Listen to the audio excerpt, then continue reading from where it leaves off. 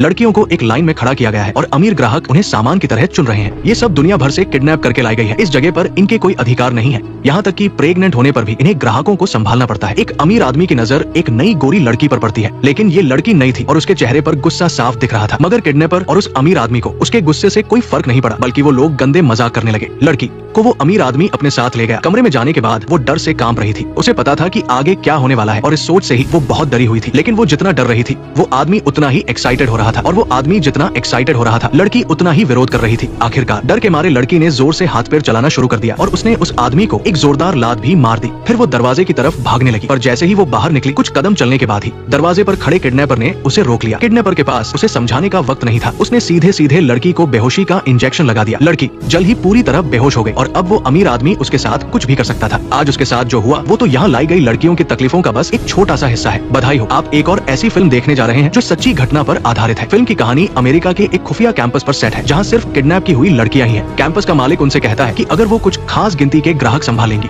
तो उन्हें आजाद कर दिया जाएगा, पर ये असल में एक खोखला वादा था जो सिर्फ उम्मीद जगाने के लिए था। इन लड़कियों में से आज तक कोई भी उतनी गिनती पूरी नहीं कर पाई है, लेकिन इसके बावजूद कैंपस में बहुत सी लड़कियां इस वादे पर पूरा यकीन करती है, सिवाय इस नई लड़की सारा के। वो किडनैपर की झूठी बातों पर कभी यकीन नहीं करती। वो तो बस यहाँ से भागने का तरीका सोच रही है। सारा अमेरिका के एक अनाथ आश्रम में पली बढ़ी थी। एक दिन पूरे स्कूल ने उसका जन्मदिन मनाया, पर इसका मतलब ये भी था कि अब बालिग होने के बाद वो अनाथ आश्रम में नहीं रह सकती। तभी एक आंटी उससे मिलने आई। उन्होंने उसे विदेश में एक अच्छी सैलरी वाली नौकरी का ऑफर दिया और कहा कि अगर वो तैयार है तो आज ही इंटरव्यू के लिए चल सकती है। क्योंकि ये आंटी अक्सर आसपास के अनाथ आश्रमों में मदद करने आती थी, इसलिए अनाथ आश्रम के स्टाफ और सारा दोनों को उन पर बहुत भरोसा था। उन्होंने भारी मन से सारा को उस आंटी के हाथों सौंप दिया। रास्ते में आंटी ने एक और अनाथ आश्रम से 2 और लड़कियों को साथ ले लिया। लड़कियां और आंटी रास्ते भर हंसी मजाक करते हुए जा रहे थे। माहौल काफी अच्छा था, लेकिन अचानक आंटी ने रास्ता बदल दिया और गाड़ी एक सुनसान जंगली इलाके में ले जाकर रोक दी। वहाँ उनका इंतजार कुछ ऐसे आदमी कर रहे थे जो देखने में ही खतरनाक लग रहे थे। लड़कियों को एहसास हो गया कि कुछ गड़बड़ है। उन्होंने भागने की कोशिश की, पर बदले में उन्हें सिर्फ मार पड़ी। आदमियों ने बंदूक दिखाकर उनके सारे फोन छीन लिए और उन्हें चुप रहने की धमकी दी। तब जाकर सारा को समझ आया कि वो नेक दिखने वाली आंटी असल में किडनैपर्स के साथ मिली हुई एक दलाल थी और उसका निशाना साफ तौर पर उन जैसी अनाथ लड़कियां थी जिनका सोशल सर्कल छोटा होता है। पूरे दिन के लंबे और थका देने वाले सफर के बाद सारा को दुनिया से कटे हुए एक कैंपस में लाया गया। कैंपस के मालिक ने उसे बताया कि अगर वो कहना मानेगी और ग्राहक संभालेगी तो जब गिनती पूरी हो जाएगी तब वो उसे आजाद कर देगा। बेशक अगर वो यही रहकर और पैसा कमाना चाहे तो वो भी कर सकती है। सारा को उसकी बकवास पर बिल्कुल यकीन नहीं था। वो तो बस यहाँ से भागने का तरीका सोच रही थी। अगली सुबह सारा को नाश्ते के लिए डाइनिंग हॉल ले जाया गया। वहाँ किडनैप करके लाई गई बहुत सी लड़कियां थी और उन सबको हाल ही में इस नए कैंपस में शिफ्ट किया गया था। नई जगह पर सारा काफी डरी हुई थी। तभी एक अश्वेत लड़की और एक भारतीय लड़की ने आगे बढ़कर उससे दोस्ती का हाथ बढ़ाया। अश्वेत लड़की मारिया को यहाँ लाए हुए 5 साल हो चुके थे। उसे मालिक के वादे पर जरा भी यकीन नहीं था और न ही उसे भागने की कोई उम्मीद थी। वो बस जिंदा रहना चाहती थी। वहीं दूसरी तरफ पास बैठी भारतीय लड़की प्रिया अब भी उस वादे पर पूरा यकीन करती थी और बहुत मेहनत से काम कर रही थी। मारिया बहुत मिलनसार और खुशमिजाज थी। कल यहाँ आने के बाद से उसने कई दोस्त बना लिए थे। यहाँ तक कि कैंपस का गार्ड जैक भी उसका काफी ख्याल रखता था। खाना खाते हुए मारिया ने जैक से पूछा कि सुबह हॉर्न की आवाज कहाँ से आई थी। जैक ने बताया कि यहाँ से करीब 1 मील दूर एक रेलवे स्टेशन है, लेकिन वहाँ से ट्रेन सिर्फ सोमवार और शुक्रवार को ही चलती है और कल सोमवार ही था। मारिया ने ये सुनकर कोई खास ध्यान नहीं दिया, बस यूं ही कुछ शिकायतें की। लेकिन सारा के दिमाग में ये बात बैठ गई। उसे लगा कि ये रेलवे स्टेशन शायद यहाँ से भागने का एक अच्छा मौका हो सकता है, पर वो अभी तो इस कैंपस से भी बाहर नहीं निकल सकती, तो फिर सही सलामत रेलवे स्टेशन तक कैसे पहुँचेगी। सारा भागने का कोई प्लान सोच पाती उससे पहले ही उसे काम पर लगा दिया गया। ये सारा के लिए एक बहुत ही भयानक पहला अनुभव था। उसके बाद उसने पागलों की तरह अपने शरीर को रगड़ गड़कर धोया, लेकिन उसे लगा जैसे वो कभी साफ ही नहीं हो सकती। आने वाले दिनों में वो लगातार ग्राहकों को मना करती रही और उसके शरीर पर चोट के निशान कभी कम नहीं हुए। जैक को ये सब देखा नहीं गया। उसने चुपके से उसे समझाया कि बेहतर यही है कि वो हार मान ले, तभी वो यहाँ थोड़ी आसानी से रह पाएगी। जिद्दी सारा को लगा कि जैक को मालिक ने उसे समझाने के लिए भेजा है, इसलिए उसने ताना मारते हुए कहा कि अगर वो सच में उसका भला चाहता है तो चुपके से उसे यहाँ से बाहर निकाल दे। लेकिन जैक भी मजबूर था। वो पहले एक बेघर इंसान था। कैंपस के मालिक ने ही उसे पनाह दी थी, उसे खाना दिया था। उसे मालिक के घिनौने काम पसंद नहीं थे, लेकिन वो मालिक को धोखा देकर लड़कियों को भगा भी नहीं सकता था। सारा उसकी हालत समझ सकती थी,